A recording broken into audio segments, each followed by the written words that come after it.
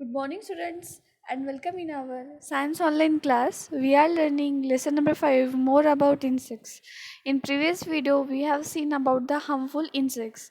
Today, we are going to see quick recall and recall with bingo. So, let's start. Quick recall. Name the following. So, you have to give the answer only in one word.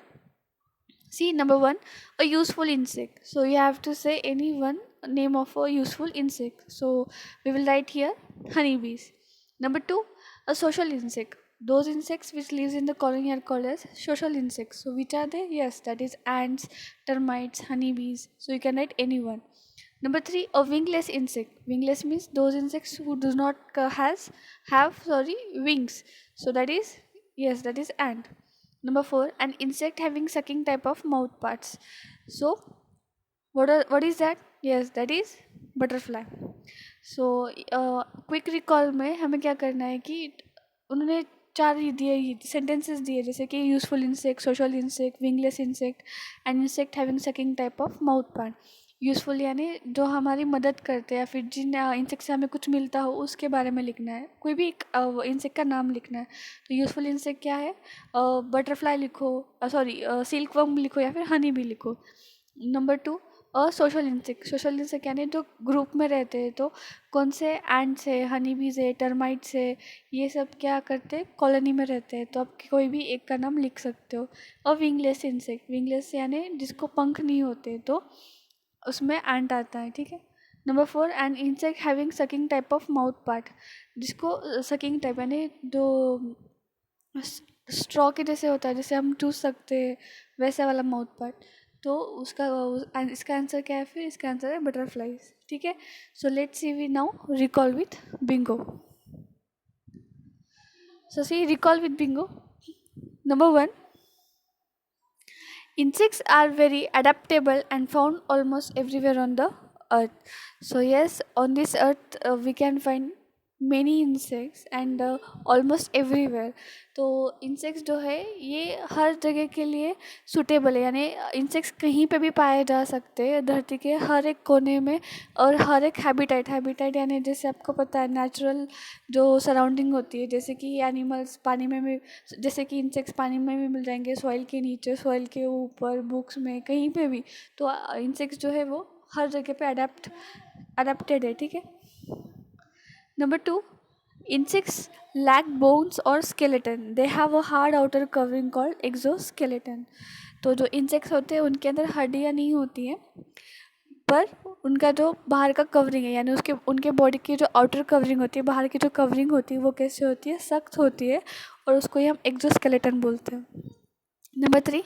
Insects have three pairs of legs और जो insects होते हैं उनको तीन जोड़ी क्या होते हैं अपने पैर होते हैं मतलब उनको 6 पैर होते हैं number four the body of an insect is divided into three parts head thorax and abdomen और इंसेक्ट की जो बॉडी है वो तीन भागों में डिवाइड की गई है तो वो कौन सा है पहला है हेड दूसरा है थोरैक्स और तीसरा है abdomen number five the head bears two antenna two composite eyes and mouth parts तो जो इंसेक्ट की बॉडी थ्री बॉडी पार्ट्स में डिवाइड की गई थी तो उसमें से जो हेड फर्स्ट टाइप है उसमें क्या क्या है तो उसमें दो एंटीना है दो कंपोजिट आइज है और माउथ पार्ट है यानी उनको मुंह है number six the thorax has wings and three pairs of legs और जो दूसरा जो बॉडी पार्ट है इंसेक्ट का थोरैक्स जिसको हम चेस्ट भी बोल सकते हैं वहाँ वो वाले पोर्शन में क्या है तो वहाँ पे विंग्स है और थ्री पेयर्स ऑफ लेग्स है number seven the abdomen contains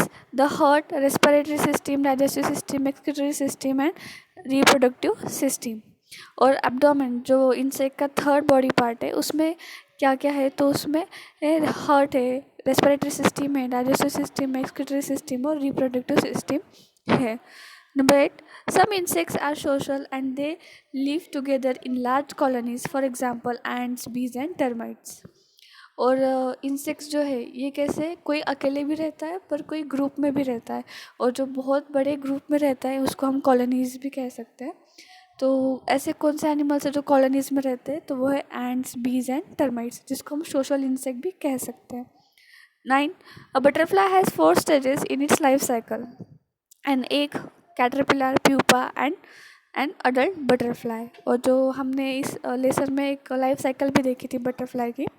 तो जो बटरफ्लाई होता है तो उसको उसकी जो लाइफ साइकिल है कितने स्टेजेस में होती है, 4। ठीक है। तो वो जो स्टेजेस है उनका नाम क्या है, पहला है एग, फिर आता कैटरपिलर, फिर आता प्यूपा, और बाद में लास्ट में क्या है, अडल्ट बटरफ्लाई। नंबर 10, इंसेक्ट्स में भी यूज़फुल और हार्मफुल टू अस। जो कीड़े होते हैं तो कुछ कीड़े हमारे लिए फ़ायदेमंद भी होते हैं और कुछ हमें क्या करते हैं, नुकसान भी देते हैं। तो दोनों तरह के इंसेक्ट्स होते हैं। Number 11, we can get rid of harmful insects by using chemicals called insecticides or pesticides or by using natural methods। और जो harmful insects होते हैं जिनसे हमको बहुत ज़्यादा तकलीफ़ होती है तो हम उनसे छुटकारा पा सकते हैं। एक तो आप इंसेक्टिसाइड यूज़ कर सकते हैं या फिर पेस्टिसाइड यूज़ कर सकते हैं या फिर नेचुरल मेथड्स यानी क्या, जैसे कि नीम यूज़ करना या फिर हमारे जो वुडन फर्नीचर होते हैं उसके ऊपर केरोसिन लगाना या फिर नीम का तेल लगाना, ये सारी चीज़ें करके, जैसे कि कॉइल लगाना या फिर मॉस्किटो का ये जो रिपेलेंट होता है वो लगाना, ये सब करके हम क्या कर करते हैं, जो हार्मफुल इंसेक्ट्स होते हैं उनसे हम छुटकारा भी पा सकते हैं। So student, this is all about your quick recall and recall with bingo. So see you in the next video.